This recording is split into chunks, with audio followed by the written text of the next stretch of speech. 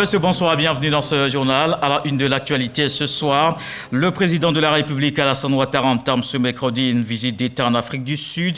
Le chef de l'État aura des entretiens avec son homologue Cyril Ramaphosa sur la coopération entre la Côte d'Ivoire et la nation arc-en-ciel. Les deux personnalités parleront aussi des questions régionales et internationales. Il est prévu la signature d'accords de coopération. Sortie de la 3e promotion de l'école de guerre, ce mercredi, les 18 auditeurs ont reçu leur diplôme. Ils ont passé au total 11 mois de formation à l'Académie des forces armées de Zambakro. Le ministre d'État, ministre de la Défense, Téné Birahima, rassure, la Côte d'Ivoire va se donner les moyens d'avoir des chefs militaires de qualité. Plus de 60 ans de coopération entre la Côte d'Ivoire et l'Union européenne, une coopération qui s'est renforcée ces dernières années. L'UE est engagée dans plusieurs projets qui touchent au développement du pays. Les deux parties se réjouissent et saluent les progrès réalisés en 6 décennies.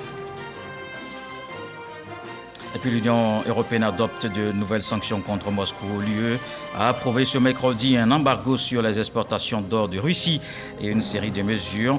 Il va également geler des actifs et ajouter plusieurs personnalités et entités à sa liste noire. Il est en visite d'État en Afrique du Sud sur invitation de son homologue Cyril Ramaphosa. Le président Alassane Ouattara aura un entretien avec le dirigeant sud-africain. Les deux personnalités vont procéder à la signature de plusieurs accords bilatéraux.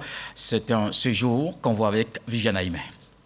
Parti d'Abidjan à bord de l'avion présidentiel ce mercredi matin à 9h, le président de la République Alassane Ouattara est arrivé en Afrique du Sud à 17h40 heure locale, soit 15h40 heure d'Abidjan. C'est à Pretoria, ou Tchouané, comme on l'appelle en langue locale, que l'avion présidentiel a atterri. Pretoria, la capitale administrative de l'Afrique du Sud, abrite de nombreux bâtiments gouvernementaux. L'ambassade de Côte d'Ivoire y a ses locaux. Le président de la République a été accueilli à sa descente d'avion par la ministre sud-africaine des Relations internationales et de la coopération, Dr Grace Naledi Mandiza Pandor, qui a déjà été reçue en audience à Abidjan par le président de la République en octobre 2021. Elle était également membre de la délégation ministérielle lors de la visite d'État en Côte d'Ivoire du président sud-africain Cyril Ramaphosa en décembre 2021. Après l'aéroport, le cortège présidentiel a quitté Pretoria pour Johannesburg, situé à environ 63 km. Johannesburg, la plus grande ville d'Afrique du Sud, c'est là que le président de la République va résider durant son séjour.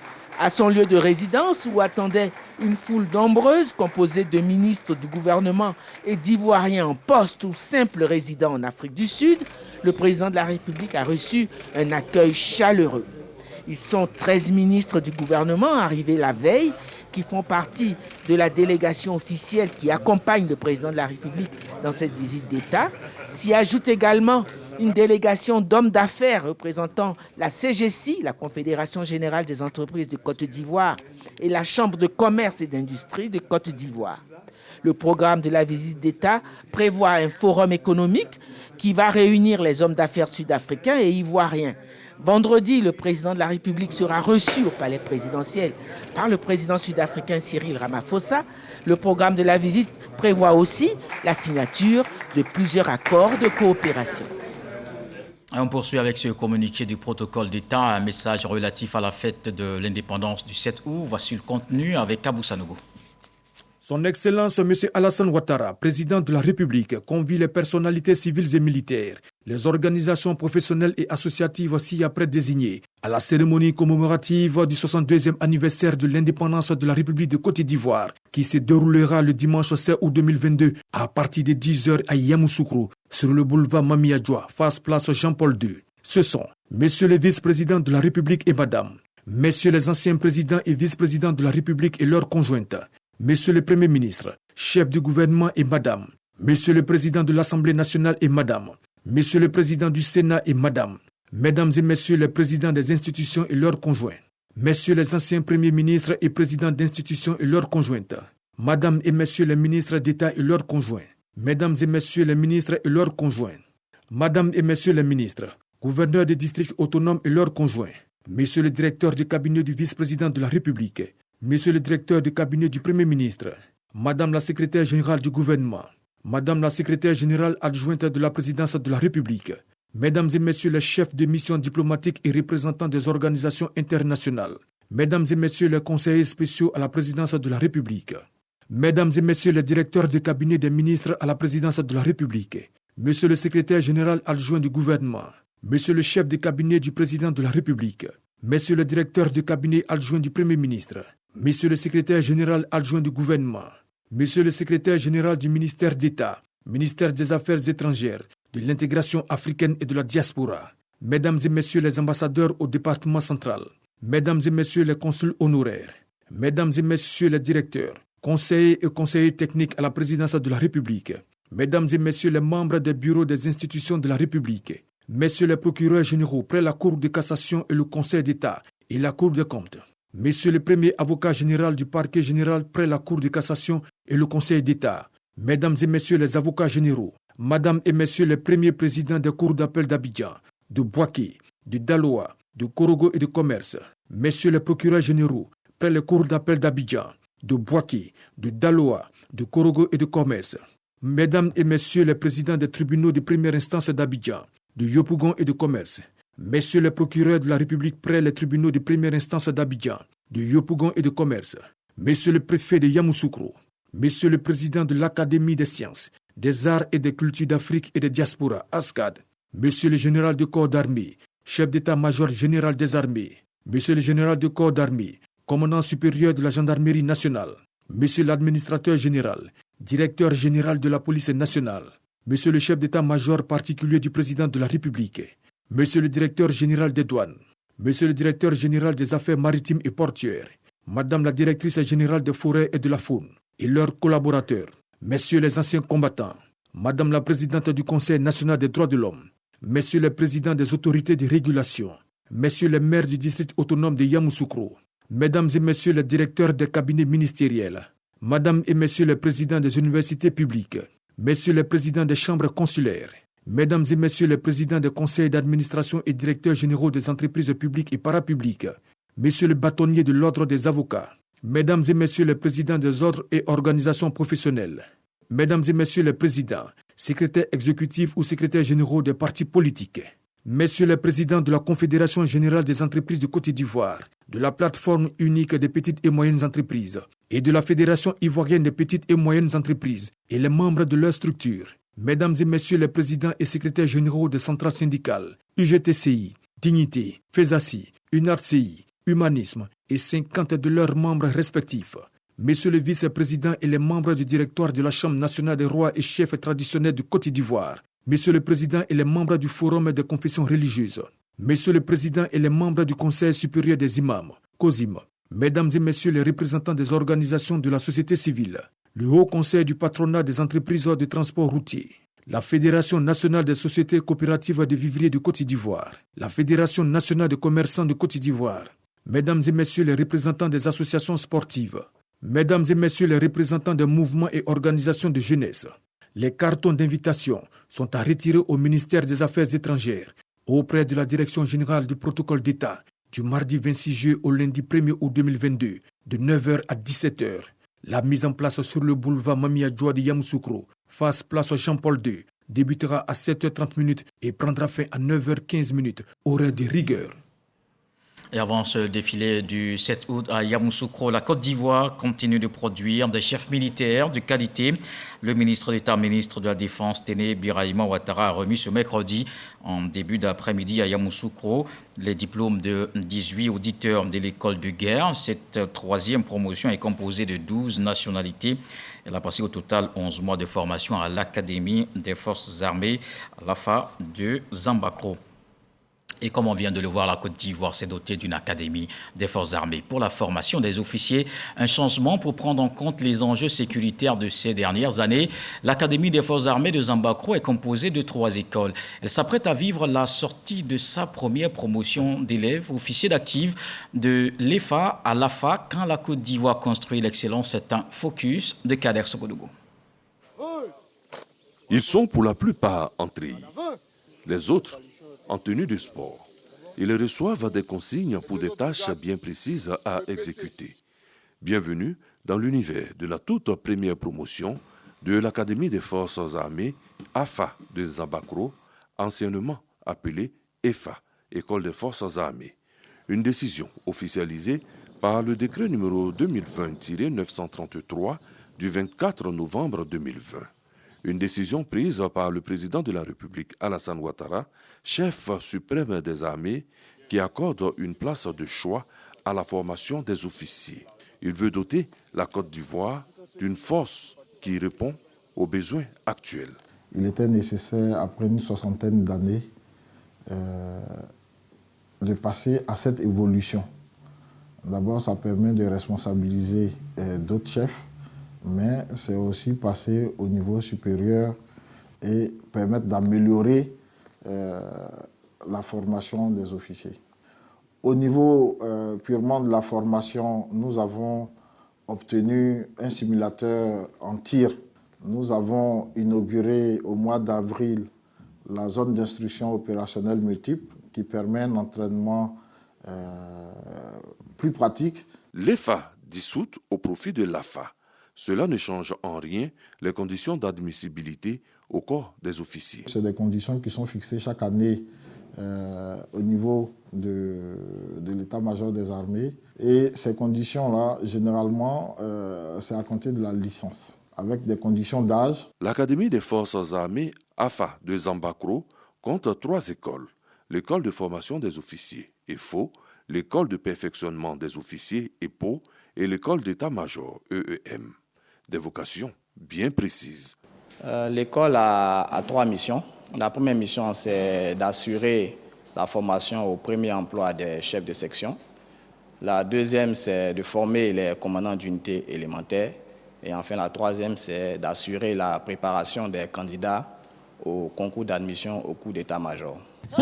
L'école de formation des officiers, c'est l'école au sein de l'académie qui s'occupe de la formation initiale des élèves officiers et des médecins élèves officiers. Au cours de cette année, nous avons en tout formé 40 élèves officiers qui nous viennent des pays amis de l'Afrique francophone. Voilà, nous avons les Burkinabés, des Camerounais, des Sénégalais, des Maliens, des Nigériens, des Togolais et des Guinéens. L'école d'état-major a pour mission d'assurer la formation des officiers des armées, à assumer des tâches dans un état-major national, dans un état-major multinational, mais également dans l'administration centrale de la défense. L'ancien chef de corps de l'EFA, le tout premier Ivoirien à ce poste, salue cette mutation. L'école des forces armées a été créée en 1963. Les premiers élèves sont sortis et c'est la promotion Félix Robani, dont le major était le colonel-major d'Ambélé. L'école a grandi et il faut également perfectionner les officiers qui sortent, quoique c'est ce qui a entraîné le besoin de mutation de l'EFA à l'AFA. La formation sera assurée par des universitaires bien connus. Il salue également cette mutation. Le passage d'école à académie suppose maintenant, au-delà des questions ou de l'enseignement strictement militaire, une collaboration et un apport de chercheurs et d'enseignants. Cet apport va prendre 2 formes. La première, c'est autour des enseignements qui sont faits au sein de l'académie. Il y aura beaucoup plus d'interventions de spécialistes sur des questions qui peuvent intéresser la formation des officiers en termes de géopolitique, de relations internationales, d'histoire, d'économie, de telle sorte que nos officiers, en sortant de l'académie, puissent avoir une bonne connaissance militaire, mais une bonne connaissance aussi de l'environnement international et national dans lequel ils vont opérer. Comme le signifie le décret de création, nous avons un volet consacré à la recherche, puisque des enseignants-chercheurs peuvent être sollicités, n'est-ce pas, par l'AFA pour piloter des projets de recherche. Le jeudi 21 juillet 2022 marquera la sortie officielle de la 52e promotion d'officiers formés en Côte d'Ivoire, la toute première de l'Académie. Cette promotion, forte de 120 élèves officiers d'active, dont 7 médecins, est baptisée du nom de feu le Premier ministre Ahmed Bakayoko. En attendant le grand jour, les répétitions vont bon train. On s'active pour rendre ces jours mémorables et surtout être en phase avec la devise de l'Académie des Forces armées, AFA, construit l'excellence. Et d'une école d'excellence à une autre, on quitte donc l'Académie des Forces armées pour l'école de gendarmerie d'Abidjan. Les élèves sous-officiers des premières et deuxièmes années ont fait montre de leur savoir-faire, démonstration de maniement d'armes, montage, démontage, le parcours bleu et une partie des arts martiaux. Les invités étaient tout simplement impressionnés. On le voit avec Abou Sanogo. Maniement d'armes pour montrer la dextérité et le professionnalisme avec lesquels le gendarme manie son arme.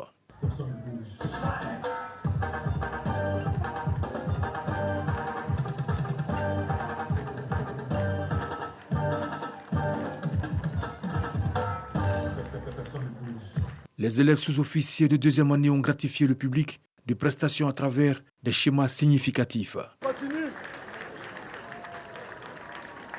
On continue, on enchaîne.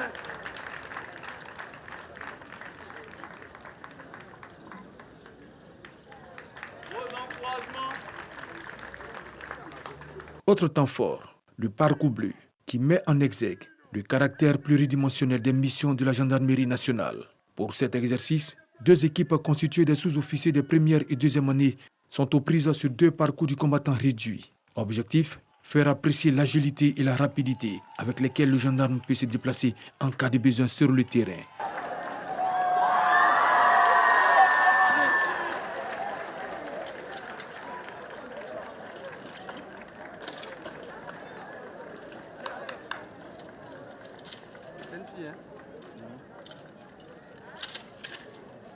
Au final, les élèves sous-officiers de deuxième année sont sortis vainqueurs et ont reçu leur trophée des mains du ministre du Tourisme et des Loisirs, Siandou Fofana. Un module consacré aux arts martiaux a fait partie de cette fête. Le public a eu droit à des démonstrations de kata, des mouvements de base combinés, attaque-défense et des casses de planche exécutés par des élèves des premières et deuxième années de l'école de gendarmerie d'Abidjan sous la supervision du maréchal des logis, Diarasouba Abdoul, ceinture noire 5e dan, expert en taekwondo. On change de sujet. C'est en 1961 que la Côte d'Ivoire nouait des relations avec l'Union européenne. La vision du président Félix Houphouët-Boigny à l'époque était claire. L'une de ses priorités était d'obtenir l'engagement de l'UE dans les projets de développement de la Côte d'Ivoire. En 2022, le président Alassane Ouattara a renforcé cette coopération avec cet organisme supranational. 61 ans après la signature de l'accord de coopération, les 2 parties se réjouissent et saluent les progrès réalisés. On en parle avec Lansine Bakayoko. 60 ans après son entrée en vigueur, la coopération entre la Côte d'Ivoire et l'Union européenne a enregistré d'énormes évolutions. Cette coopération s'est toujours voulue dynamique, ambitieuse et profitable aux 2 parties et s'illustre dans plusieurs domaines, notamment au niveau de l'investissement, du commerce et au niveau de l'apport de fonds à l'économie. Au terme du traité de Cotonou et l'activation effective de l'accord de partenariat économique, la Côte d'Ivoire veut espérer que ce nouveau cadre de coopération permettra à l'axe Yamoussoukro-Bruxelles de mieux faire face aux défis à venir. D'ores et déjà, l'Union européenne en Côte d'Ivoire a identifié 3 grands chantiers de la coopération. Il s'agit de la production du cacao durable, un défi commun aux 2 parties, de la réduction des émissions de gaz à effet de serre, avec un accompagnement de la Côte d'Ivoire pour la mise en œuvre de sa stratégie pour l'atteinte d'une économie verte. Il s'agit enfin de la préservation de la stabilité et de la paix qui consiste à aider la Côte d'Ivoire à demeurer un havre de paix. Au plan des chiffres, le portefeuille global des projets financés par l'Union européenne s'élève à plus de 2700 milliards de francs CFA. L'Union européenne est à 40% l'acheteur des produits ivoiriens et le premier investisseur avec plus de 40% des investissements directs étrangers. Au moins 500 entreprises européennes sont implantées en Côte d'Ivoire et offrent 10% de l'emploi. Et justement, pour parler de cette coopération économique fructueuse, nous recevons l'ambassadeur de l'Union européenne en Côte d'Ivoire, Jops von Kirchmann. Bonsoir. Bonsoir. Alors, Excellence, vous quittez la Côte d'Ivoire après avoir passé 4 ans en tant qu'ambassadeur de l'Union européenne en Côte d'Ivoire. Aujourd'hui, quel est votre regard sur la relation entre l'UE et la Côte d'Ivoire? Alors, cette relation est une relation très intense, je dirais, Et elle est marquée par plusieurs éléments. Peut-être le premier que je voudrais mentionner vraiment, c'est les valeurs qu'on partage. Vous savez, quand on parle de valeurs, on parle de la paix, de la démocratie, de la protection de l'environnement, de la durabilité, de genre, etc. Et la Côte d'Ivoire est un pays des valeurs. Et ça se voit à tous les niveaux. Ça se voit, par exemple, récemment, par un vote de la Côte d'Ivoire à l'Assemblée générale de l'ONU en faveur des valeurs universelles. Mais ça se voit aussi dans le pays avec, vous savez que j'ai fait une tournée avec des artistes qui sont engagés pour les valeurs. J'ai jamais vu ça. Donc à quel point la Côte d'Ivoire est engagée pour les valeurs. Donc je crois que ça c'est un premier élément. Le deuxième élément, c'est les liens économiques. C'était un peu mentionné déjà dans le reportage. On est les premiers investisseurs avec plus que 60% de l'investissement. Premier partenaire commercial. La Côte d'Ivoire a un potentiel d'investissement que 200 filets étaient le premier sur le continent africain. Donc c'est un lien très fort et je pense dans les années à venir, ça va se renforcer. Alors justement. Et le troisième élément, pour vous dire, c'est vraiment le respect mutuel. Parce qu'il n'y a pas de solution européenne pour un défi ivoirien. C'est les Ivoiriens, les Ivoiriennes qui connaissent leur pays et qui vont développer les solutions. Nous, on ne peut qu'accompagner ça. Alors justement, dans cet accompagnement, quel est votre regard sur le développement actuel de la Côte d'Ivoire, sinon du processus de développement de la Côte d'Ivoire actuellement? Mais forcément, il y a des grands chantiers et les chantiers sont quelque part définis par la vision 2030. Vous savez, à mon avis, un vrai chantier, c'est le secteur privé. Je pense, dans les années à venir, il faut mettre le secteur privé sur un pédestal. C'est là où on crée l'emploi. C'est là où on crée les champions nationaux. C'est là où on crée la richesse. Et donc, je crois qu'il faut tout le monde s'inscrire à améliorer le climat d'investissement. Ça, c'est un premier grand chantier. Après, rien n'est possible sans garder la stabilité. Et donc là, on peut parler de terrorisme. Mais vous savez, de sécuritaire, oui. Les terroristes ne peuvent pas aller dans un pays, 5 ou 10 personnes, et basculer complètement un pays. Il faut avoir une terre fertile, donc c'est la stabilité intérieure. Et là, je pense, ce qui était fait actuellement, promouvoir le vivre ensemble, la cohésion sociale, ça c'est très important. Que le président rencontre les autres présidents, c'est symbolique. Qu'un président de l'Assemblée nationale s'est fait élire par pratiquement la totalité des votes, c'est ça le vivre ensemble. Mais c'est aussi avoir un développement inclusif, tout le monde ensemble. Et donc, ça veut dire l'éducation pour tout le monde, la formation technique, etc. Le troisième grand chantier, je pense, c'est un peu la Côte d'Ivoire dans le monde. Vous voyez, aujourd'hui, le monde est devenu un village. Vous avez Covid, ça affecte la Côte d'Ivoire. Vous avez une guerre en Europe, ça affecte la Côte d'Ivoire. Et aujourd'hui, le marché dans lequel la Côte d'Ivoire exporte l'Union européenne est en train de se changer. Donc, il faut être vigilant, il faut écouter, il faut s'écouter mutuellement. Quand je suis arrivé ici, ma première mission était promouvoir un peu ce que fait l'Union européenne.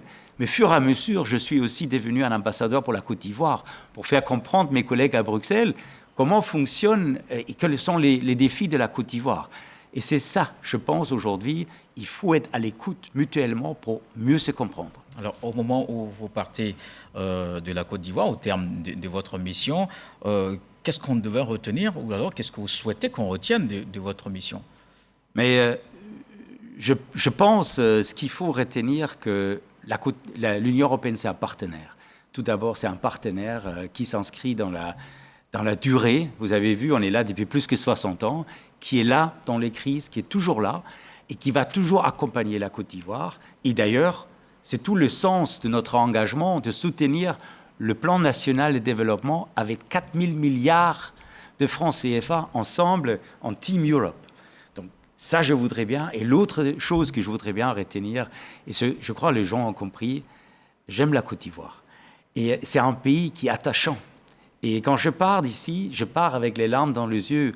Et mon épouse aussi, et mon enfant aussi. Donc je crois c'est ça aussi, c'est un pays que je porte professionnellement, mais aussi dans mon cœur. Oui, et vous allez certainement manquer à vos amis les artistes. Vous étiez très proche d'eux. Ben absolument. Donc hier, j'ai eu une très belle surprise parce que Assalfo a organisé, et je ne savais pas du tout, en rencontre avec tous les artistes avec lesquels on a travaillé ensemble, qui ont promu ces valeurs dont j'ai parlé tout à l'heure. Il y avait 200 personnes qui étaient là, et il m'a juste dit on va boire un verre, et finalement je me retrouvais là. Alors c'était extrêmement émouvant. Ouais, d'accord, merci. Merci. Jos von Kirchmann, ambassadeur de l'Union européenne en Côte d'Ivoire. Je rappelle que vous êtes en fin de mission après 4 années ici dans le pays. Merci également d'être passé sur notre plateau. Merci beaucoup. Oui. Et on reste dans la coopération pour voir ce soutien de la République tchèque. Le pays offre du matériel d'une valeur de 26 millions de francs CFA, ce dont au CHU de Treichville permet de renforcer la prise en charge des patients. Frédéric Gorebi, Jean-Marc Djadji.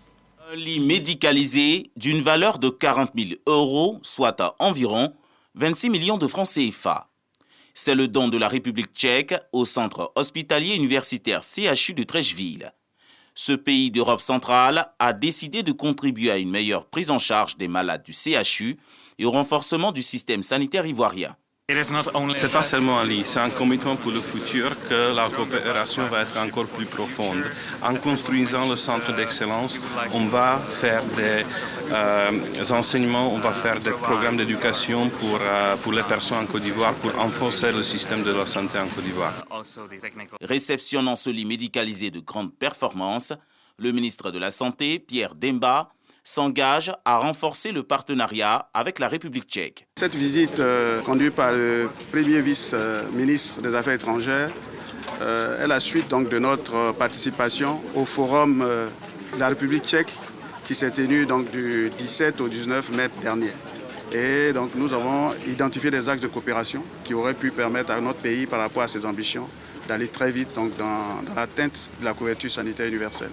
Des échanges s'ensuivent avec la délégation tchèque conduite par le vice-ministre des Affaires étrangères.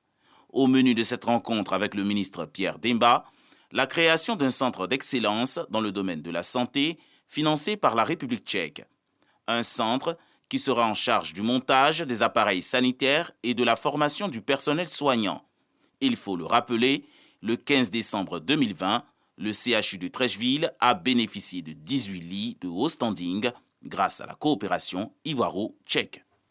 Et l'actualité, c'est aussi le ministre des Eaux et Forêts qui continue sa tournée dans l'ouest du pays, Laurent Tchagba, en mission de sensibilisation pour le reboisement. Il a procédé d'ailleurs à des séances de planting d'arbres et échangé avec les directions régionales du Tonki, du Guemont, du Cavalier du Bafing et le centre de gestion de la Sodefort de Mans. Il a donné de nouvelles orientations en vue de relever le grand défi de la reforestation. Reboiser pour reconstituer la forêt ivoirienne. Le gouvernement continue aussi la lutte contre la vie chère. Le Conseil national en charge de la question a mené une opération auprès des boulangers. C'était une séance de sensibilisation avec ces acteurs importants dans le quotidien des populations. Michel Bambo. Le prix du pain reste inchangé.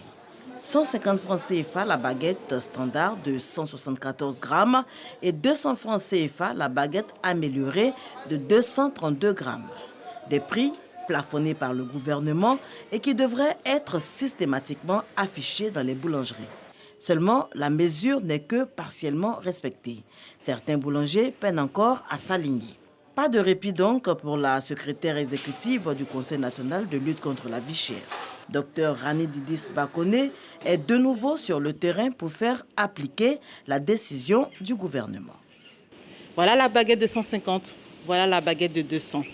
Il s'agit pour les boulangers de mettre à la vente les deux types de baguettes afin de laisser le choix au consommateur d'acheter la baguette de son choix selon sa bourse.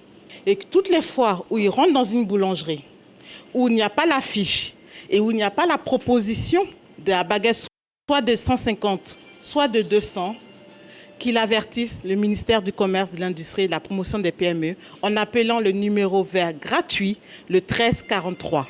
Yopougon, Cocody, Abobo, plusieurs boulangeries visitées, sensibilisation avant répression, la secrétaire exécutive du Conseil national de lutte contre la vie chère, CNLVC, donne l'exemple tout en distribuant des affiches confectionnées par le ministère du Commerce.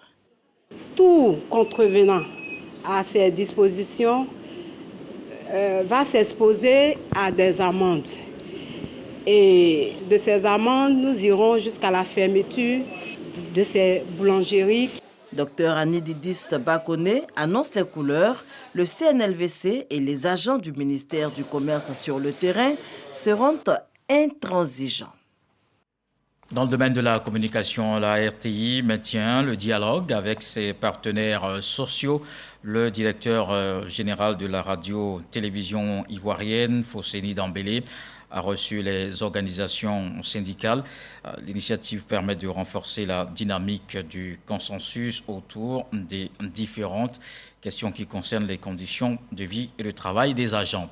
Et puis au Maroc, retour sur le Festival international du cinéma africain de Kouribga.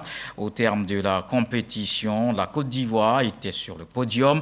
Le film ivoirien La Nuit des Rois a remporté le prix du meilleur scénario et la mention d'honneur.